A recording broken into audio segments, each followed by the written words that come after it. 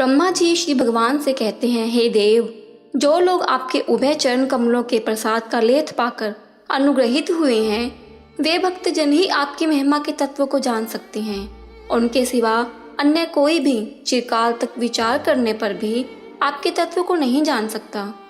यमराज अपने दूतों से कहते हैं, जो पुरुष श्री कृष्ण के चरण कमल के मधु का आस्वादन कर चुकता है, वह फिर दुर्गति प्रद माया के विषयों में कभी अनुरक्त नहीं होता।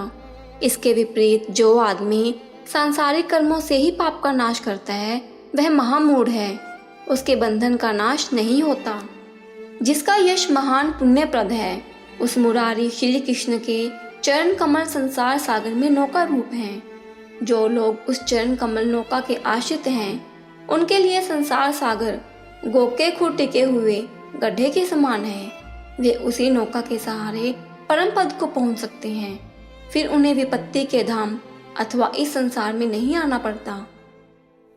12 प्रकार के गुणों से युक्त ब्राह्मण यदि भगवान के चरण कमलों से विमुख हो, और एक चांडाल जो अपने तन मन वचन और कर्म श्री भगवान के अर्पण कर चुका हो, इन दोनों में ब्राह्मण की अपेक्षा चांडाल श्रेष्ठ है, क्योंकि वह श्री कृष्ण भक्त चांडाल अपने सारे कुल को पवित्र कर सकता है, परंतु वह बड़े मान वाला ब्राह्मण नहीं कर सकता।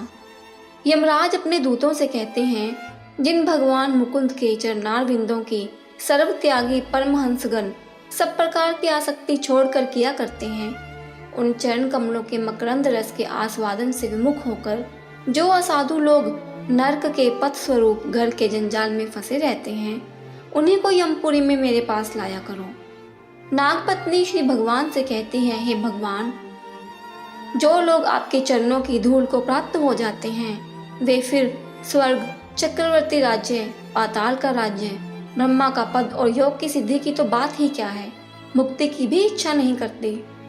भगवान श्री कृष्ण की पटरानियां द्रौपदी से कहती हैं, हे साध्वी, हमें पृथ्वी के साम्राज्य, इंद्र के राज्य, भोज्य पद, सिद्धियां, ब्रह्मा के पद, मोक्ष या बैकुंठ की भी इच्छा नहीं है।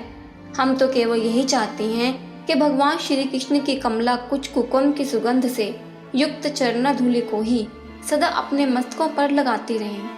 श्री कृष्ण की चरण रज के सामने सब कुछ तुच्छ है।